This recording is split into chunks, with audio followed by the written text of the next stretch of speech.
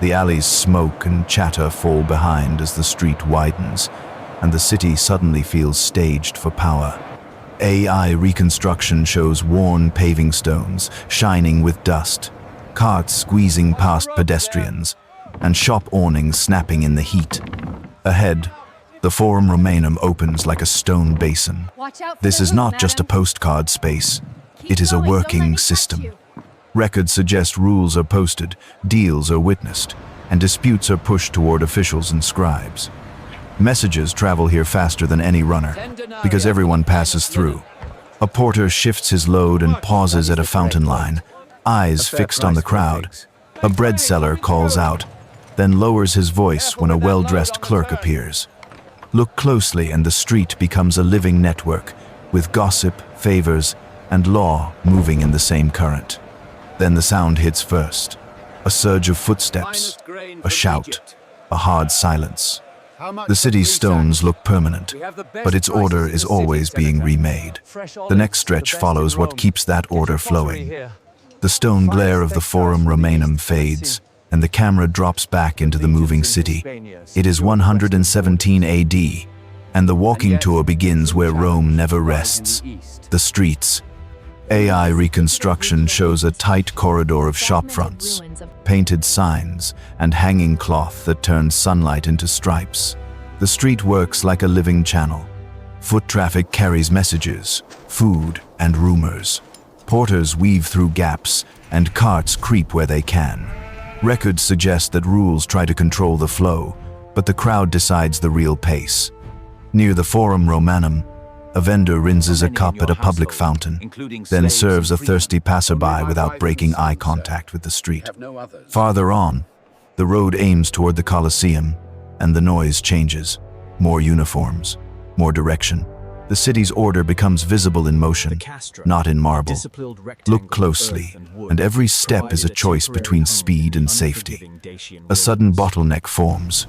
Voices rise. The crowd swallows the argument and keeps going. Because the next thing that matters is not who shouts loudest, but what keeps everyone supplied and moving. The street noise from Rome 117 AD pulls upward into a different sound. Water arriving. AI reconstruction shows aqueduct arches in the distance, and closer in, a fountain spilling into stone basins. The city's water system runs on constant flow. Public fountains feed neighborhoods, and the same network supplies baths and elite homes. When the stream weakens, the whole city feels it. The walk carries us toward the Pantheon and the Campus Martius. The building's calm face hides a huge demand behind it. Records suggest that water supports not only drinking, but cleaning, cooking, workshops, and the public bath routine that keeps crowded life tolerable. Near the Pantheon, a tired porter sets down his load and cups his hands under the fountain. He drinks fast, then splashes his face, watching for an opening in the crowd. A bath attendant calls people forward, checking the line and pushing the slow ones to move. The flow never stops. It only changes direction. And if the water can reach every corner above ground, something else has to carry the city's waste away. That hidden path waits under our feet.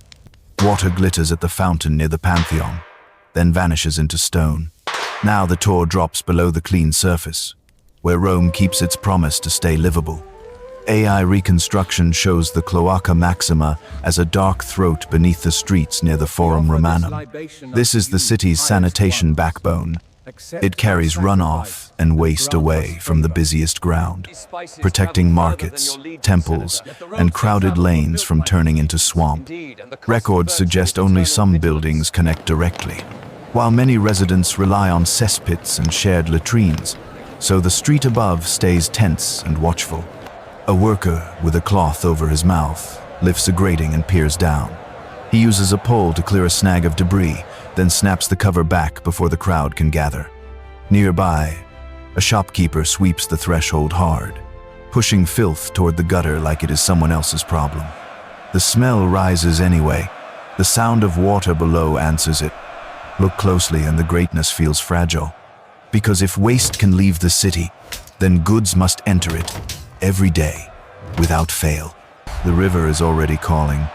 The stink of the Cloaca Maxima fades as air opens up along the Tiber River.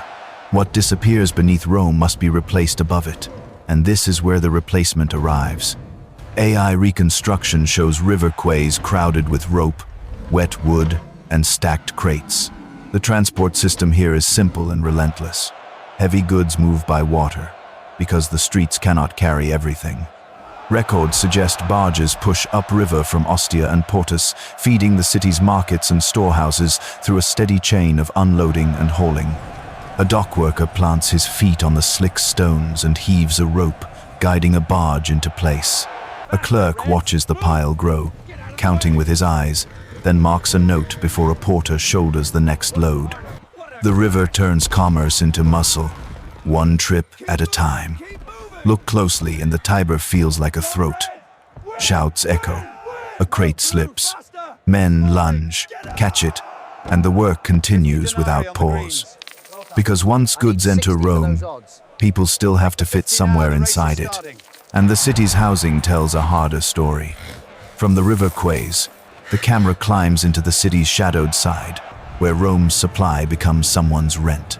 AI reconstruction shows insulae rising in stacked floors near Palatine Hill, their walls patched, their balconies crowded with laundry and baskets.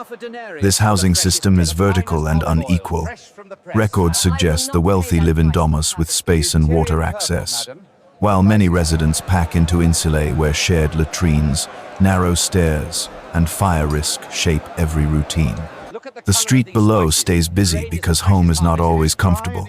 People cook, sell, and argue outside, pushing daily life into public space. A woman leans from an upper window and lowers a small bucket on a rope. A neighbor steadies it with one hand, then passes up water from a nearby fountain before the line grows. Below, a landlord's agent pauses to scan doorways, measuring who can pay and who might vanish by nightfall. Look closely, and the city feels top-heavy. A shout from above, a dropped clay cup. It shatters, and nobody stops. Because above these homes, power watches from stone, and the next steps lead straight into the city's official heart. From the cramped Insulae near Palatine Hill, the city's power suddenly looks polished. AI reconstruction shows Trajan's Forum opening into bright marble space, with ordered lines of columns and a crowd that moves as if it knows where authority lives. The complex feels like a machine built from stone, designed to turn motion into control. Source: https www.khanacademy.org/humanity/ap-art-history/ancient-mediterranean-ap/forum-of-Trajan. This is governance and market power in the same breath. Records suggest rules, notices, and official decisions circulate here, while trade flows beside them. People come to buy, to petition, to witness, and to be seen. The Forum does not just display Rome's confidence in 117 AD. It organizes it. Source: https://n.wikipedia.org/wiki/ancient_Rome. A clerk pauses at the edge of the crowd, eyes flicking between faces and a wax tablet. A porter shifts his weight, waiting for a path through. A merchant smooths his tunic, then steps forward as if the marble itself demands better manners. Look closely, and the space pressures everyone to perform. Footsteps echo, voices drop. One gesture from an official changes the flow. And still, the city's biggest stage waits, where control turns into spectacle, and the meaning begins to crack. From Trajan's Forum, the walk turns toward the places where power stops explaining itself and starts performing. AI reconstruction shows the Colosseum rising like a controlled storm of arches, while the distant roar from Circus Maximus rolls across the city like weather. This is a system, not just a show. Records suggest spectacle works as a pressure valve and a loyalty engine. Crowds gather, lines are managed, and messages spread through cheers and silence. The city teaches obedience through excitement, and it measures public mood in real time. At the edge of the Colosseum crowd, a father lifts a child so they can see over shoulders. The child points at the entrances, wide-eyed. A vendor slips through the gap, offering water, then pulling back when officials move past. Across town, the flow towards Circus Maximus feels like a river, pulling everyone the same way. Then the mood shifts. A cheer turns sharp. A pause follows. Look closely, and the meaning cracks. The same machinery that unites the city can also expose what it is willing to accept. And once the noise fades, the question remains hanging in the air, heavier than stone.